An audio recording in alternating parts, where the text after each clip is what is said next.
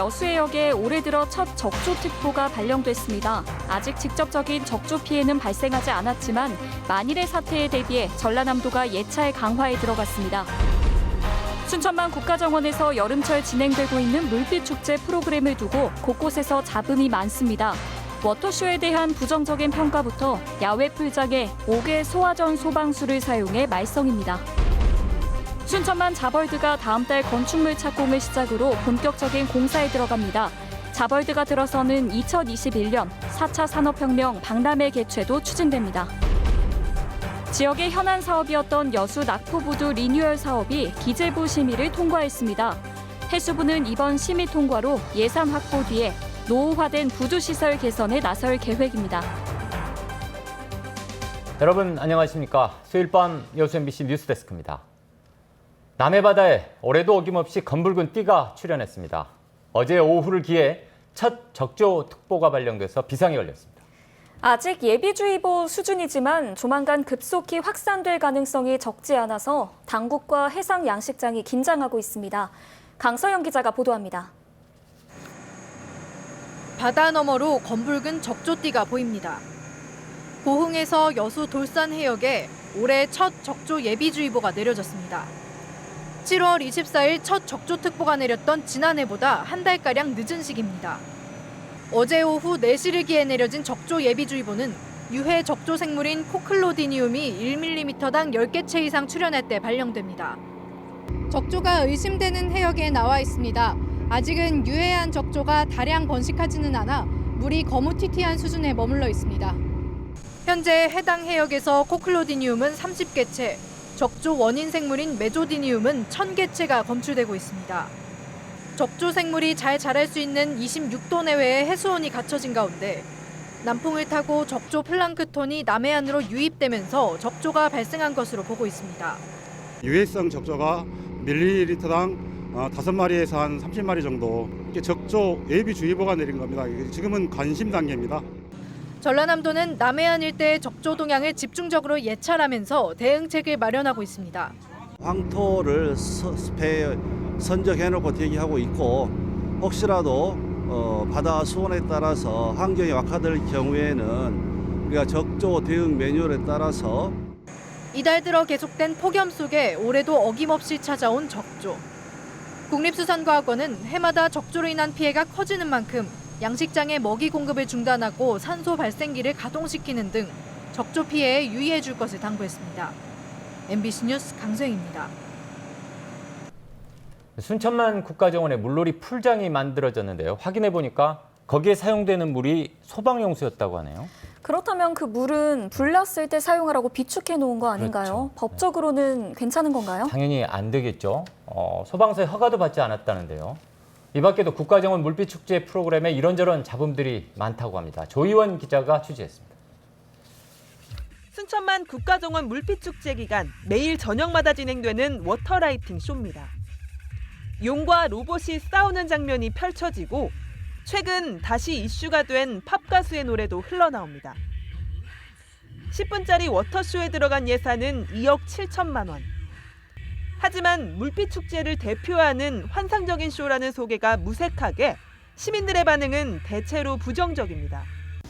약간 안 어울리는 것 같기도 하고 하면 보긴 한데 굳이 안 봐도 될 것 같은 정도. 생뚱맞다고 그럴까?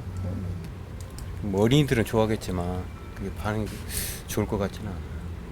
낮이 되자 국가정원 한켠에는 어린이 방문객을 위한 놀이터가 만들어집니다. 순천만 국가정원에 설치된 어린이 물놀이 풀장입니다. 인근에는 5개 소화전이 있는데요. 보시는 것처럼 이 5개 소화전에서 나오는 물로 풀장을 채우고 있습니다.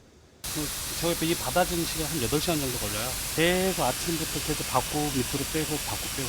저거 외에 물을 끌 수 있는 없어요. 곳이 없나요? 네, 여기는 없어요. 하지만 소방 기본법에 따르면 화재나 재난 상황이 아니라면 원칙적으로 소방용수를 풀장 용도로 사용할 수 없도록 되어 있습니다.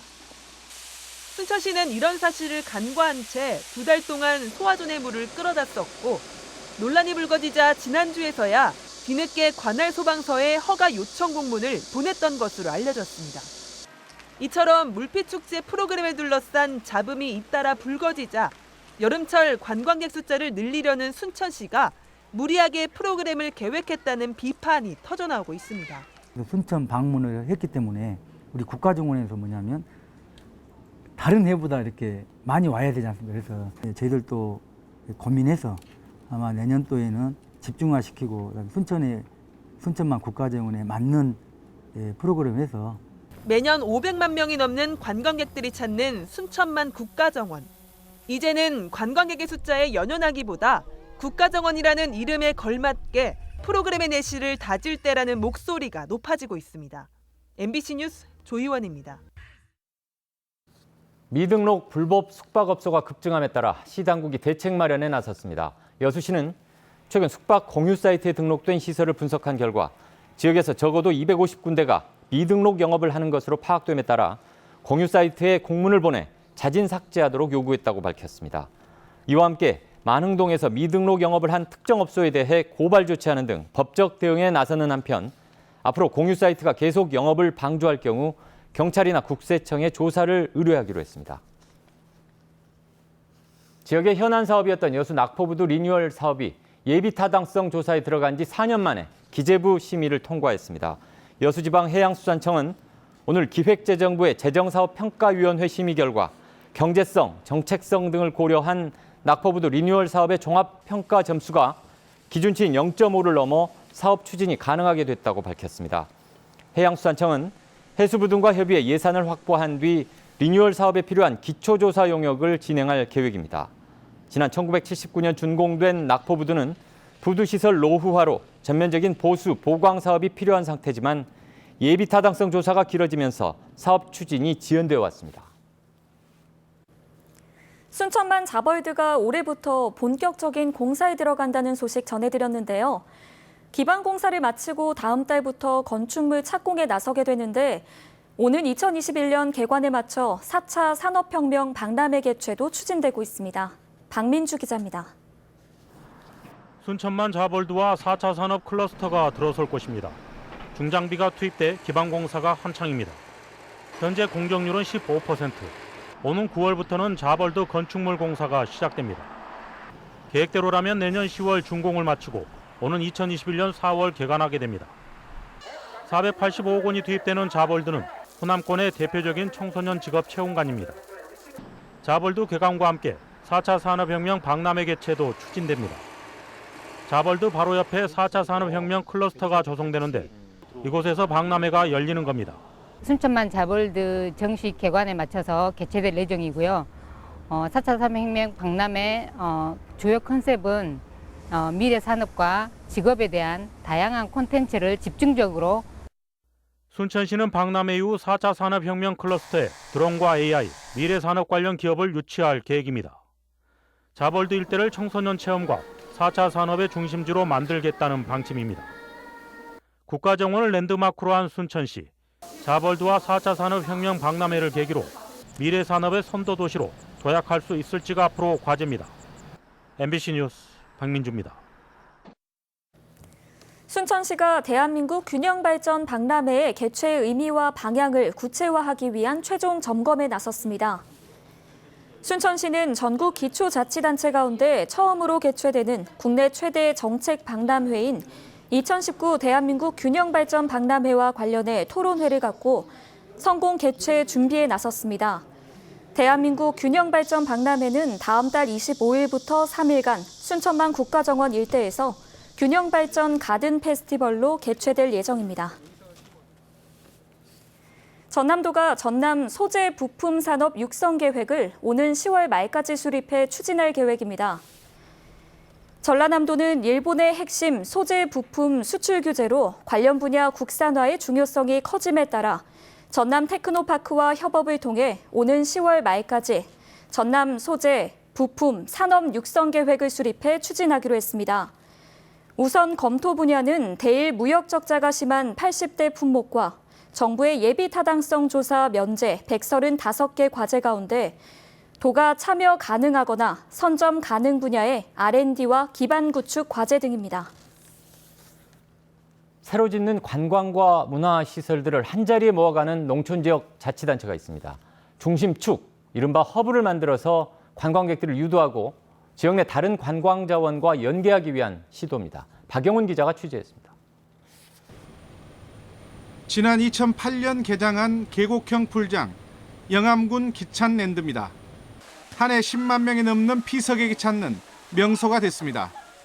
기찬랜드를 중심으로 가야금 테마공원, 조은현 바둑 기념관에 이어 올해 10월에는 한국 트로트 가요센터가 문을 엽니다. 나중에 또 오고 싶어요. 이제 다른 계곡에 비해서 좀 새롭고요. 현재 기찬랜드와 관광문화시설이 들어선 면적은 17만 제곱미터, 영암군은 2만 5천 제곱미터의 땅을 추가로 매입합니다. 국가 공모 사업 등을 통해 관련 시설과 공원을 확대하려는 겁니다.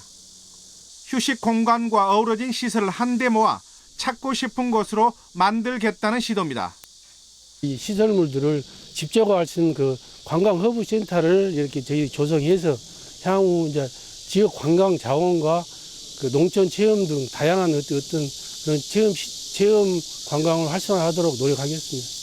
일단 좋은 평가를 받고 있는 가운데 시설 안에 채워 넣어야 할 활력 있는 프로그램, 지역 주민들의 소득과 연계하는 방안 등이 성공의 열쇠가 될 전망입니다.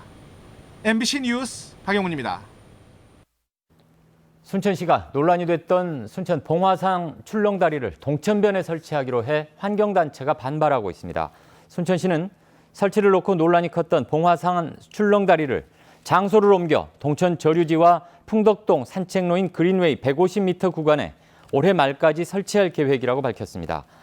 이에 대해 순천 환경운동연합은 감사원 감사까지 받은 사업을 장소를 옮겨 재추진하는 것은 또 다른 논란을 야기시킬 수 있다며 백지화하는 것이 맞다는 입장을 밝혔습니다. 오늘 낮 12시쯤 광양 국가산단의 한 매립지에서 토사 매립 작업을 하던 덤프트럭이 호수로 추락했습니다. 이 사고로 운전자 43살 A씨가 의식불명 상태로 발견돼 병원으로 옮겨졌지만 결국 숨졌습니다. 사고 당시 A씨는 혼자 작업을 하고 있던 것으로 알려졌으며 경찰은 신고자 등을 상대로 정확한 사고 경위를 조사하고 있습니다. 광양시가 지역 벤처기업 육성을 위해 유관기관과 협력 사업을 추진합니다. 광양시는 항만공사 내에 문을 연 더 드림 스마트 센터에 벤처기업의 업무 공간을 제공하고 해양 분야 벤처기업을 대상으로 다양한 지원 사업을 펼쳐 일자리 창출을 유도하기로 했습니다. 또 포스코 창조경제혁신센터와 함께 20여 지역 벤처기업들이 모이는 협의회를 구성해 상담과 교육 활동을 펼칠 계획입니다. 아동수당 지급 연령이 확대됨에 따라 지자체들이 각 지역 대상자들의 관심과 주의를 독려하고 있습니다. 시군은 다음 달부터 아동수당 수급 대상이 만 6세 미만에서 7세 미만으로 확대됨에 따라 연령 초과로 중단됐던 아동들에 대한 차질 없는 재지급을 위해 보호자와 지급 계좌 등에 대한 최종 점검에 나섰습니다. 각 지자체들은 아동수당이 모든 아이들에게 지급되는 보편적 복지시책이지만 신청자에게만 지급되는 기준으로 진행되는 만큼 수급 대상자들이 먼저 세심하게 확인해 줄 것을 당부하고 있습니다.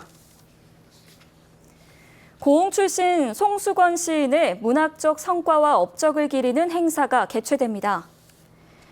고흥구는 오는 10월 26일 제5회 송수건 시문학상과 시낭송대회를 오는 10월 26일 고흥문화회관에서 개최하기로 했습니다.